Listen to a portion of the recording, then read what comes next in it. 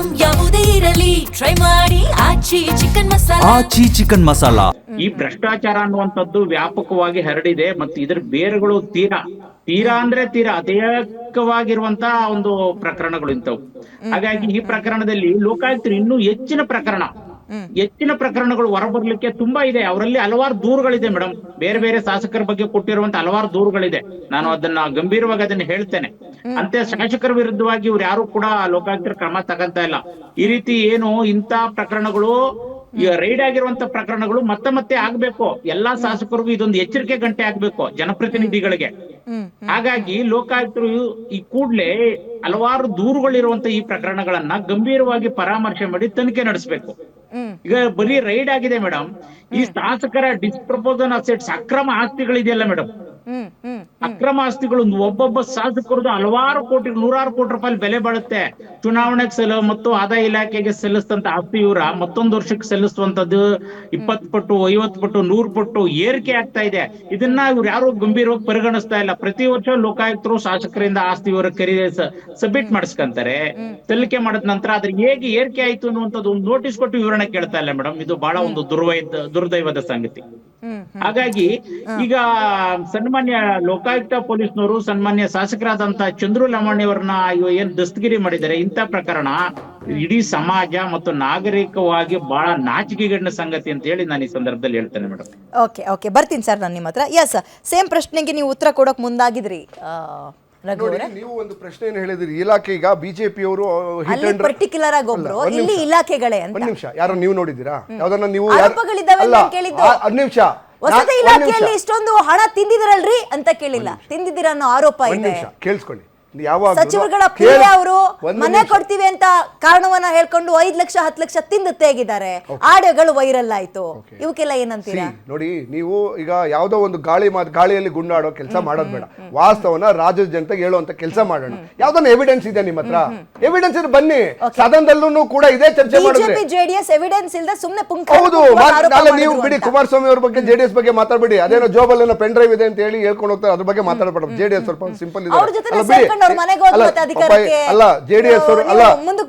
JDS ಅವರು ಇನ್ನು ಚಿಂತಾಜನಕ ಸ್ಥಿತಿಲಿದ್ದಾರೆ BJP ಜೊತೆ ಹೋಗ್ಬಿಟ್ಟು. ಹಾಗಾಗಿ ಪಾಪ ಅವ್ರಿಗೆ ಯಾಕೆ ಆಲ್ರೆಡಿ ಆ ದುಃಖದಲ್ಲಿ ಅವ್ರು ಅವ್ರ ಬಗ್ಗೆ ಮಾತಾಡೋದು ಬೇಡ ಈಗ.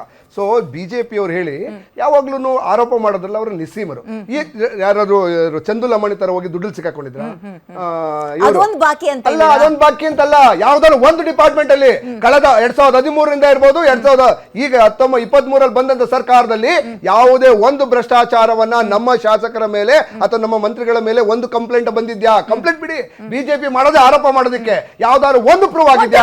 ಗುತ್ತಿಗೆದಾರರ ಸಂಘದವರು ಪ್ರೆಸ್ ಬ್ರೀಫಿಂಗ್ ಮಾಡಿ ಸರ್ಕಾರದಲ್ಲಿ ಇಷ್ಟು ಅಂತ ಹೇಳ್ತಾ ಇದ್ದಾರೆ. ಆಯ್ತು, ಸಂತೋಷ್ ಅವ್ರು ಯಾಕೆ ಸೂಸೈಡ್ ಮಾಡ್ಕೊಂಡ್ರು? ನಾನು ಹೇಳಿದ್ದ ಅದೇ ಸಂತೋಷ್ ಬಿಜೆಪಿ ಕಾರ್ಯಕರ್ತ ಸೂಸೈಡ್ ಮಾಡ್ಕೊಂಡ.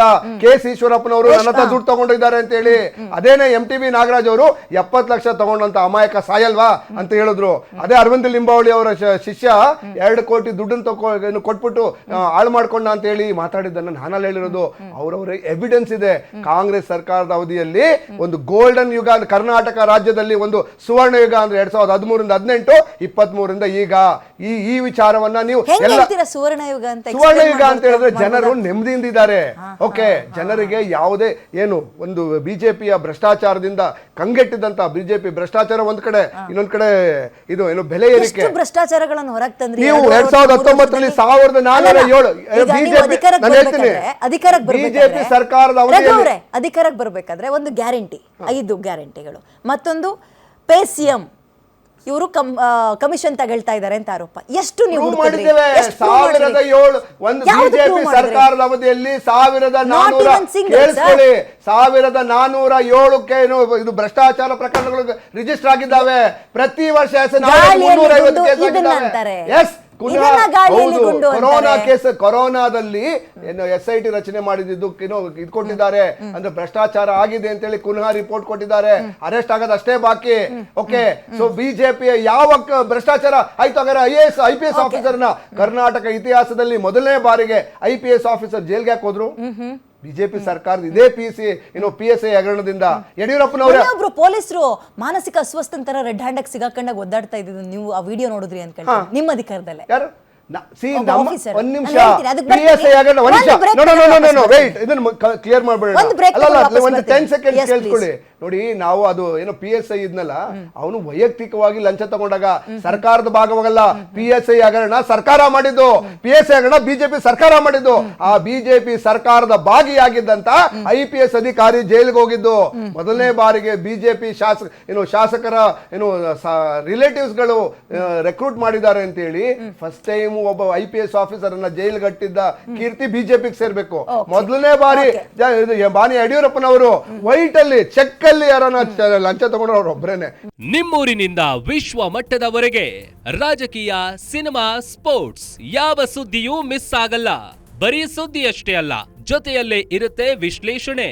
ಗ್ಯಾರಂಟಿ ನ್ಯೂಸ್ ನ ಸಬ್ಸ್ಕ್ರೈಬ್ ಮಾಡಿ, ಫಾಲೋ ಮಾಡಿ, ಕ್ಷಣ ಕ್ಷಣದ ಅಪ್ಡೇಟ್ಸ್ ಪಡೆಯಿರಿ.